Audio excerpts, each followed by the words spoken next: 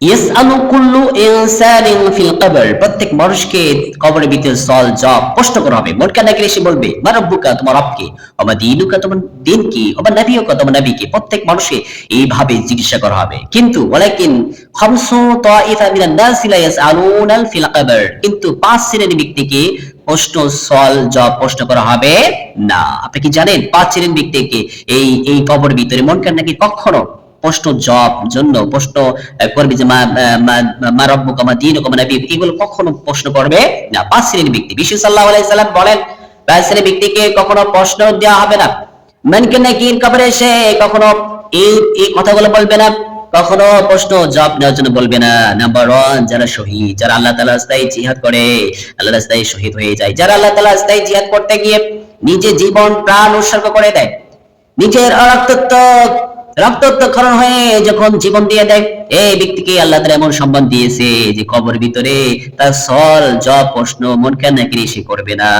Number 2, ওই ব্যক্তি যে ব্যক্তি ইসলামের পাহারাদার, ইসলামের রাষ্ট্রে সীমান্তবর্তী পাহারাদার ব্যক্তিকে রাব্বুল এমন সম্মানিত করেছেন। সীমান্তবর্তী পাহারাদার যারা দেয়, এই ব্যক্তিকে কবরে যখন সে যখন মারা যায় কবর ভিতরে সওয়াল জবাব প্রশ্ন করা হবে না। নাম্বার 3, ওই ব্যক্তি যে ব্যক্তি জুমার রাতে এবং জুমার দিনে মারা যায়, জুমার রাতে মারা যায়, ওই ব্যক্তিকে রব্বুল আলামিন কখনো প্রশ্ন করবেন না। কবরের ভিতরে মুনকার নাকিরের মাধ্যমে, ফেরেশতার মাধ্যমে সওয়াল জবাব প্রশ্ন করবেন না। কারণ হচ্ছে সে জুমার রাতে, শ্রেষ্ঠ দিনে, শ্রেষ্ঠ সপ্তাহের দিনে, জুমার রাতে, জুমার দিনে মারা গেছে। তবে শর্ত হচ্ছে তাকে ঈমানদার হতে হবে। অনেক কাফির আছে, মুশরিক আছে, অনেক গাঁজাখোর আছে, মদখোর আছে, অনেক ডাকাত আছে যারা শুক্রবারে মারা যায়। এই ব্যক্তির জন্য এই সুযোগ নাই। এই সৌভাগ্য স্বর্ণ এই সুযোগ মাত্র ঈমানদার ব্যক্তির জন্য আছে। নাম্বার 3, ওই ব্যক্তি যে ব্যক্তি জুমার রাতে যে ব্যক্তি মারা যায়, জুমা দিনে মারা যায়, ঈমানদার ব্যক্তি হলে তার জন্য কবরে সওয়াল জবাব প্রশ্ন করা হবে না।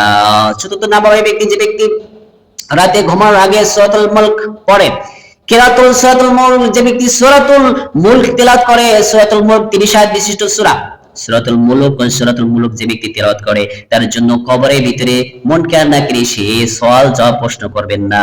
সুবহানাল্লাহ। এরপরে পঞ্চম নম্বর, ওই ব্যক্তি যে ব্যক্তি রোগে মারা যায়, পেটের পীড়ে মারা যায়, বড় রোগে আক্রান্ত হয়, ব্লাড ক্যান্সারে মারা যায়, যে ব্যক্তি আগুনে পুড়ে মারা যায়, পানিতে ডুবে মারা যায়, যে ব্যক্তি গাড়ি অ্যাক্সিডেন্টে মারা যায়, যে ব্যক্তি কোনো ভারী জিনিস চাপায় মারা যায়, এই ব্যক্তিদেরকে কখনো কবর ভিতরে সওয়াল প্রশ্ন করা হবে না। সুবহানাল্লাহ। আল্লাহ তাআলা প্রত্যেককে এই পাঁচ শ্রেণীর ব্যক্তিদের অন্তর্ভুক্ত হওয়া তৌফিক দান করুন। আমিন।